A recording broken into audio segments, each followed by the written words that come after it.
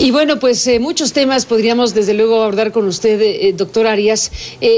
Mire que me deja pensando en lo que conversábamos antes de iniciar esta conversación al aire, que es precisamente su condición de premio Nobel. Me decía usted que usted cree que no se sabe del todo por qué le dieron ese premio Nobel. Pues ya que estamos aquí, ¿y por qué no nos cuenta? Sí, con muchísimo gusto. En la campaña del 86, yo le propuse a los costarricenses buscar una salida negociada al conflicto centroamericano. En Centroamérica, Guatemala, El Salvador y Nicaragua vivían un conflicto armado muy violento, muy sangriento. Las dos superpotencias peleaban en Centroamérica. Ellos nos proveían las armas y nosotros los centroamericanos proveíamos los muertos. Tanto la Unión Soviética como Estados Unidos apoyaban a diferentes partes del conflicto. Ronald Reagan apoyaba a la contra nicaragüense y a los gobiernos de Guatemala y El Salvador, y Fidel Castro y Mikhail Gorbachev apoyaban a las guerrillas salvadoreñas y guatemaltecas y al gobierno sandinista. Había un plan de paz que se llamó la Iniciativa de Paz de Contadora, donde México estuvo muy involucrado, varios países latinoamericanos. Toda mi campaña la hice apoyando la Iniciativa de Paz de Contadora. Era la carta importante que tenía Centroamérica para silenciar las armas en la región. Lamentablemente, en junio del 86, un mes después de asumir yo la presidencia, fracasó. No se pusieron de acuerdo los gobiernos de Centroamérica. En efecto, era muy difícil que se pusieran de acuerdo porque... Fracasó Contadora. Fracasó porque era muy difícil que se pusieran de acuerdo, ya que implicaba una reducción de las Fuerzas Armadas, equilibrar las Fuerzas Armadas en toda la región, y ciertamente las Fuerzas Armadas de los países envueltos en el conflicto no estaban de acuerdo con lograr algún equilibrio. De tal manera que recuerde que eran democracias incipientes que estaban naciendo. Las Fuerzas Armadas no estaban subordinadas al poder civil, era al revés, el poder civil subordinadas a las Fuerzas Armadas.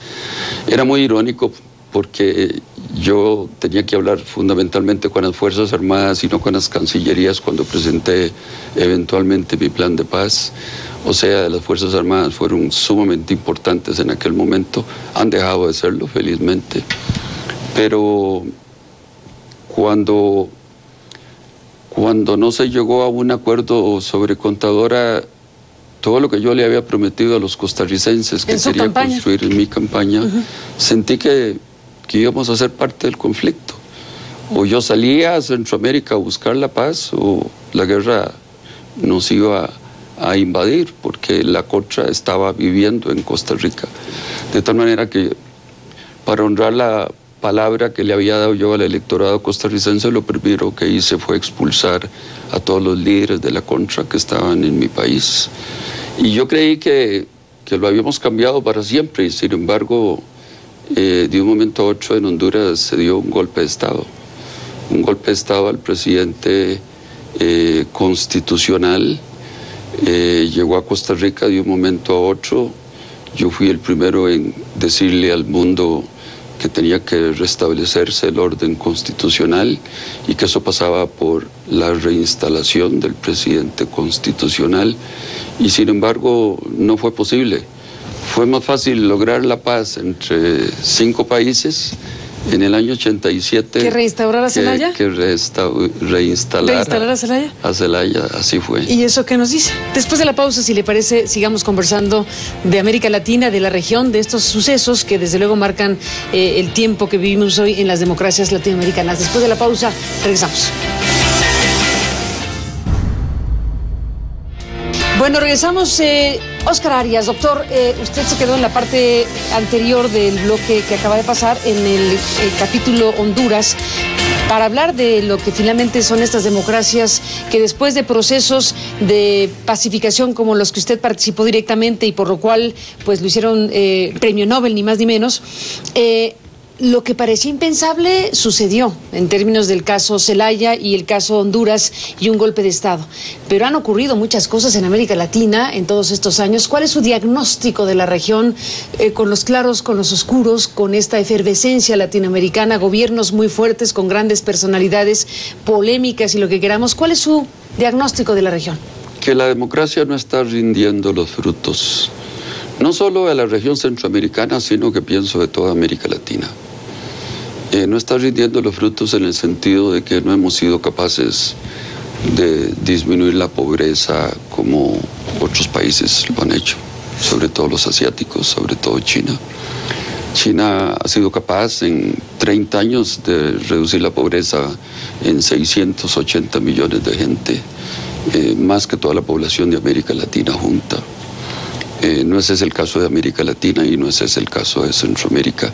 No tenemos tasas de crecimiento lo suficientemente altas como para reducir la pobreza, como todos lo decíamos. Eso es válido para México y es válido para toda América Latina. En buena parte porque no se invierte lo suficiente. Tenemos, como todos sabemos, la mayor desigualdad del mundo, en buena parte porque los ricos no pagan impuestos en América Latina. Eso es válido para México y es válido para todos los países de Centroamérica. Tenemos una carga tributaria de aproximadamente el 18% del Producto Interno Bruto, con excepción de Brasil, que es el doble. Pero el coeficiente Gini no cambia antes de pagar impuestos y después de pagar impuestos. Son impuestos regresivos, impuestos que no mejoran la igualdad después de pagarse los impuestos, como sucede en los países ricos, en los países nórdicos sobre todo.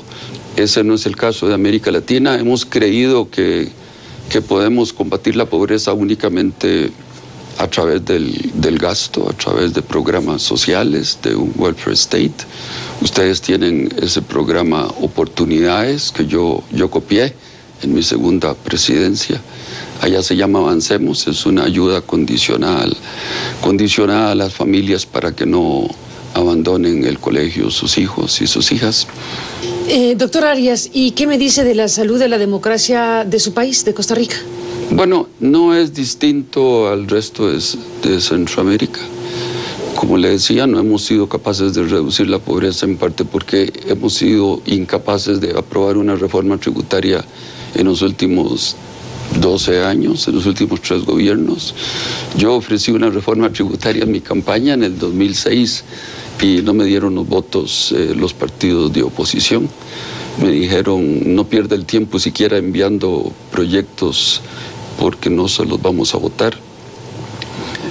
No hay ningún país de América Latina en 200 años de vida independiente que esté en las puertas de convertirse en país del primer mundo. Todos tenemos una pobreza que nos debe llenar de vergüenza y Costa Rica no es la excepción. Me sorprendieron, debo decirle, doctor Arias, hablando de la salud de la democracia en su país en particular, me sorprendieron las declaraciones recientes suyas en medios costarricenses, un distanciamiento muy fuerte de la actual presidenta Chinchilla, una mujer que fue su mano derecha, digámoslo de esa manera, y su mirada crítica del gobierno actual de su país me ha llamado mucho la atención. ¿Qué pasó entre usted y la presidenta Chinchilla? Bueno, en territorio mexicano me cuesta mucho hablar de mi país. Es señal internacional. Aquí no hay una frontera. Cuénteme qué pasa ahí. No, nada más que yo volví, Carmen, a la política nacional en el 2005-2006 porque no había nadie que estuviera dispuesto a hacer algunas cosas que eran muy impopulares. Teníamos un monopolio de telecomunicaciones que es el equivalente o era el equivalente a lo que significa Pemex aquí. Es decir, la soberanía de México... Pensé que iba a decir Televisa, para hacerlo más asociado al tema. No, pero pienso que el tema aquí es el petróleo. Para los costarricenses era impensable que pudiéramos terminar con el monopolio que teníamos de telecomunicaciones, también de seguros.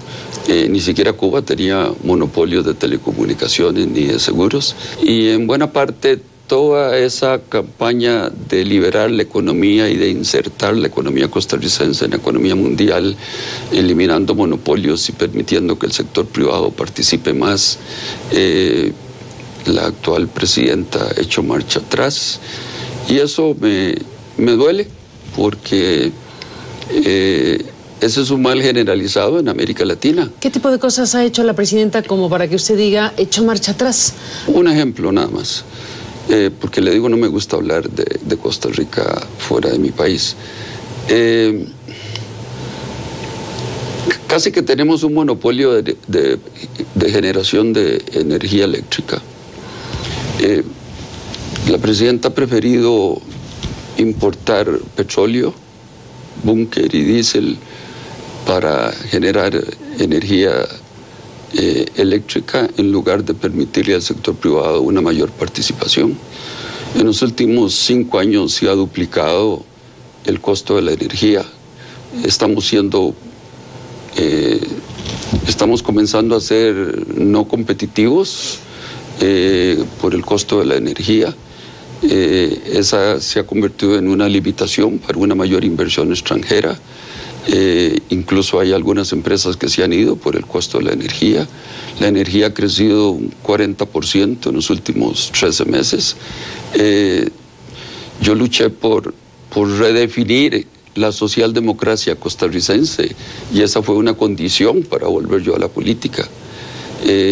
Hice lo que hizo Felipe González en España, hice lo que hizo Tony Blair en el Reino Unido. Una socialdemocracia que no crea que solo el Estado debe generar ciertos servicios y mantener ciertos monopolios porque son estratégicos para el desarrollo nacional, lo que les pasa a ustedes con Pemex. A nosotros nos pasaba con los teléfonos. Yo me preguntaba cuando tomaba mi teléfono, ¿qué tiene este teléfono aquí de estratégico para el desarrollo nacional? Rompimos el monopolio,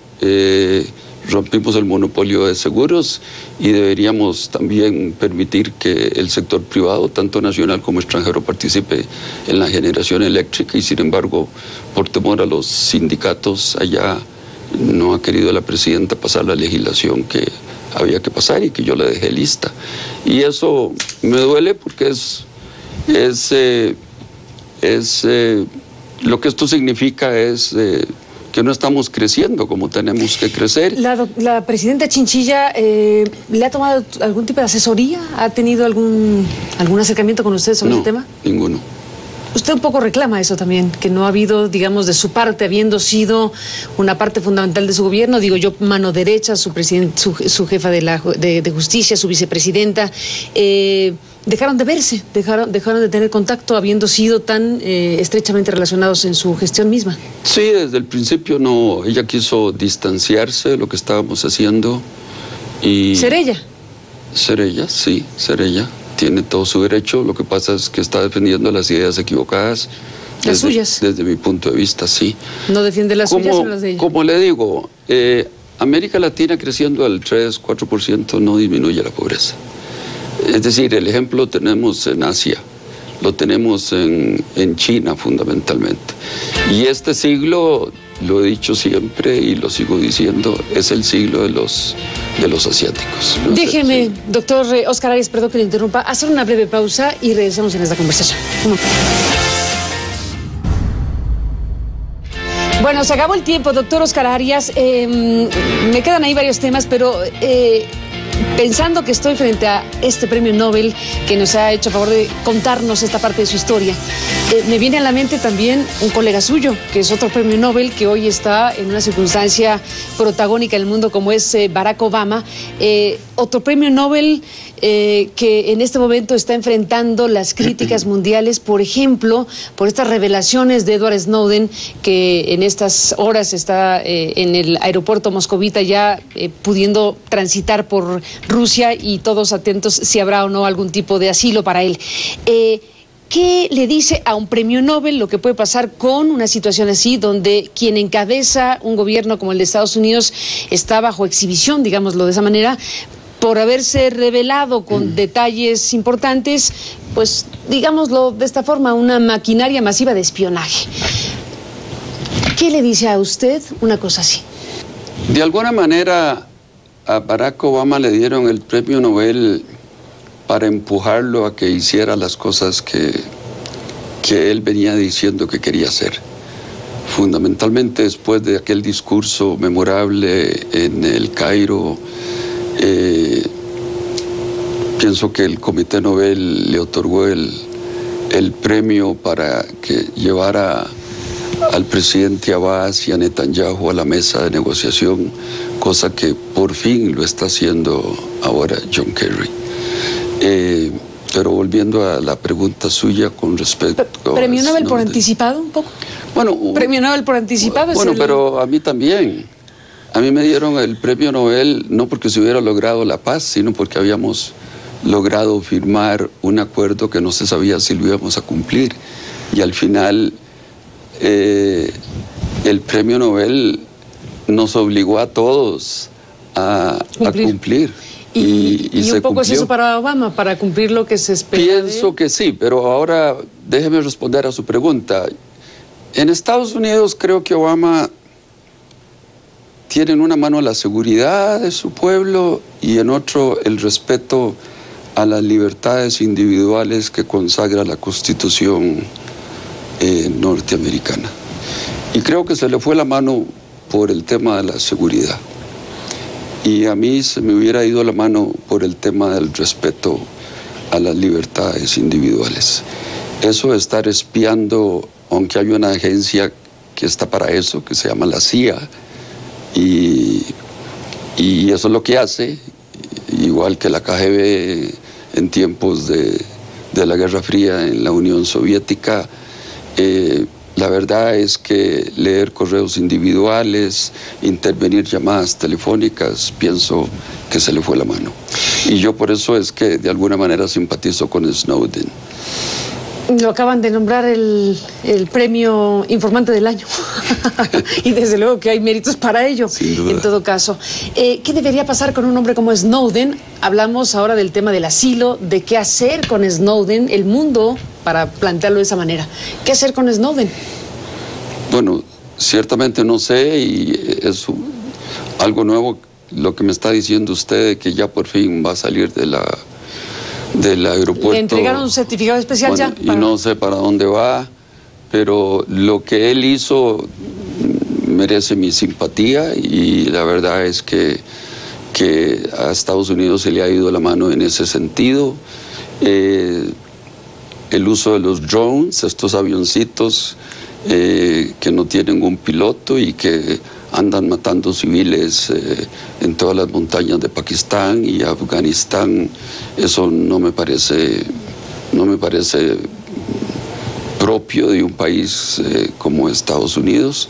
Yo creo que hace bien Barack Obama en restringir el uso de estos aviones que ha estado utilizando en los últimos años y que matan indiscriminadamente civiles inocentes por andar buscando terroristas. Me parece que Estados Unidos siempre ha sido un país en busca de un enemigo.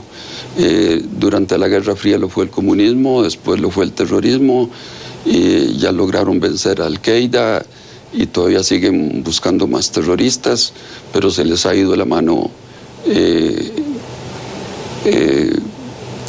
con la violación de los derechos fundamentales de los individuos en todas partes del mundo, y sobre todo en Estados Unidos, que se dice la democracia constitucional por excelencia.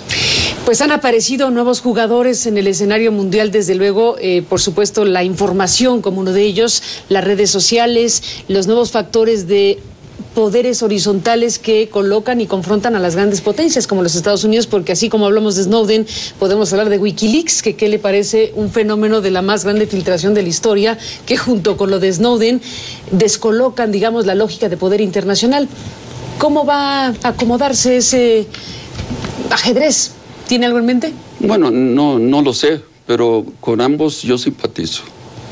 Con Wikileaks y con Snowden simpatizo porque a mí me tocó leerme muy joven 1984 a George Orwell, y el Big Brother no solo está controlando a los ciudadanos de los Estados Unidos, sino a los ciudadanos del mundo entero, y no hay razón para que 7.000 millones de seres humanos estemos expuestos a ser espiados por la inteligencia norteamericana. Creo que se ha abusado en ese sentido, y por eso mi simpatía está con Snowden. Pues, doctor Oscar Arias, gracias por acudir a esta invitación. Le aprecio mucho que haya conversado en este programa. Bienvenido a México y nos veremos en la próxima. Gracias por estar aquí. Encantado. Gracias. Encantado. Y hasta la próxima. Y gracias a usted que nos permite acompañarles. Pásala bien y lo espero mañana.